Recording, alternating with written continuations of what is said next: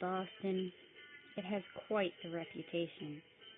Home to some of the greatest sports teams, the famous Boston Marathon, and, unfortunately, its infamous winter blizzards. There is one more thing that is an intrinsic part of Boston, easily recognizable and often poorly imitated: the Boston accent. Whether you're in Boston for business or for vacation, you will undoubtedly need to interact with those around you. And when you do, you will find that the accent the Bostonians share can sound like, well, another language entirely.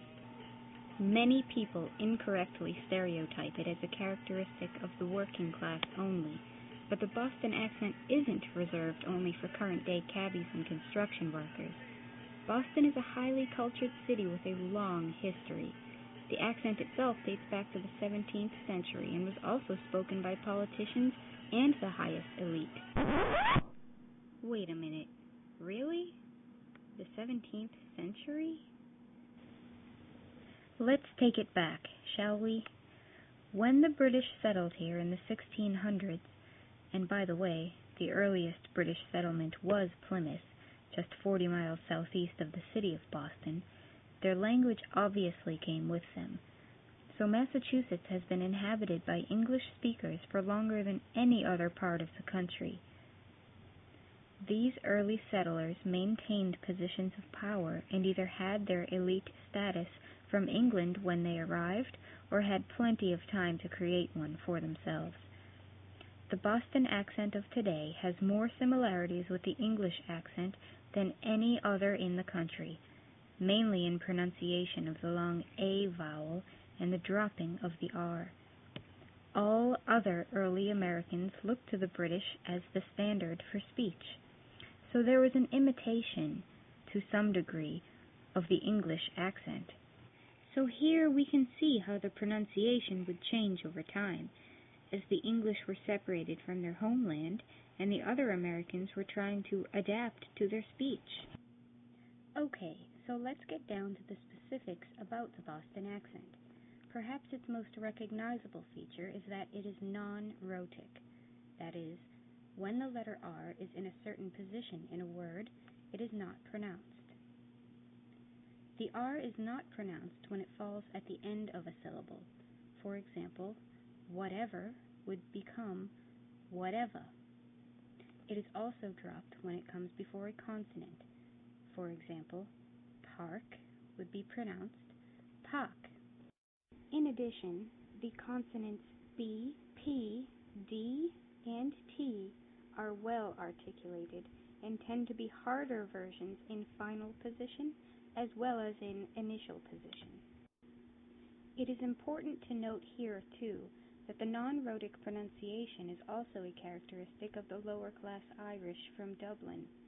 It was mostly the lower-class Irish who fled to America to start a new life when they lost their land there, and Boston was where the majority of them ended up. So that makes yet another factor in how these British English dialects joined together over time to form the Boston accent. Let's look at some other examples spoken by a true Bostonian. I'm going to New Hampshire. Want me to get you some fireworks while I'm up there? As you can hear, all of the words kind of roll together. Going to becomes goina, and want me to becomes wamina. You have the non-rhotic R.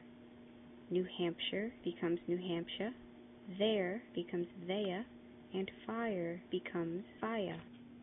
The icon of the accent is indeed its R dropping before a vowel sound, so the R is not always pronounced when it should be. But equally important is to remember that it is pronounced where it shouldn't be. This is called the intrusive R. How rude!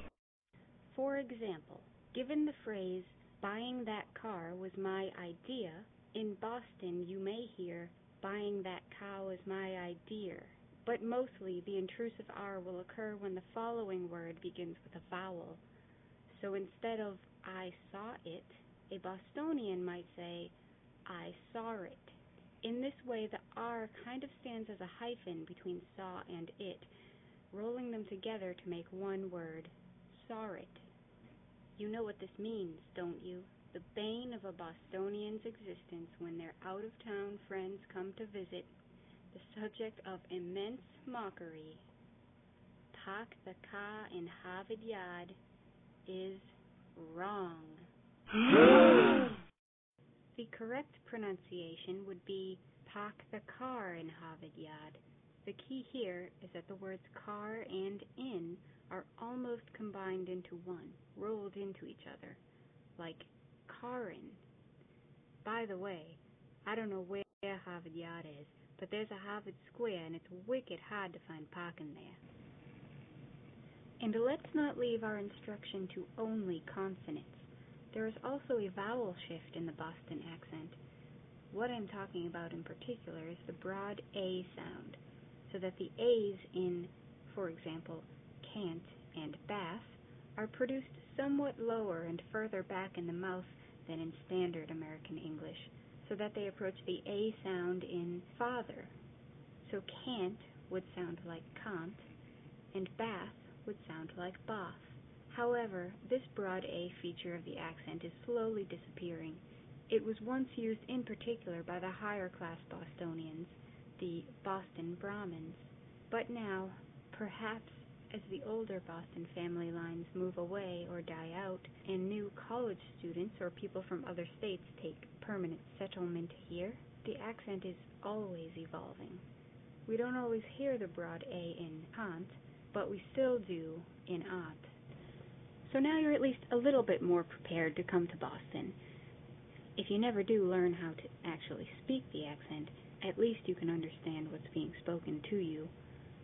Hey, sir, how do you get to Roxbury? What are you, retarded? Trust me, you don't want to go there. Okay, well then, how do I get to the State House? Run for governor. What do I look like, a map? Better yet, just skip asking for directions. With streets like these, you won't know how to get there anyway.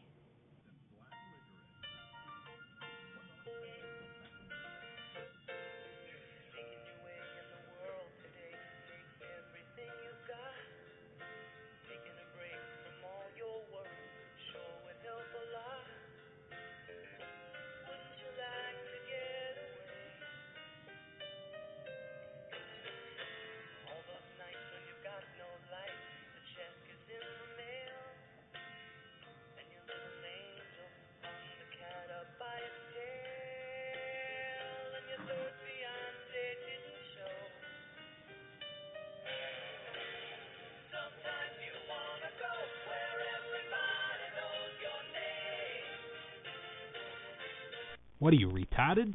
Get out of here.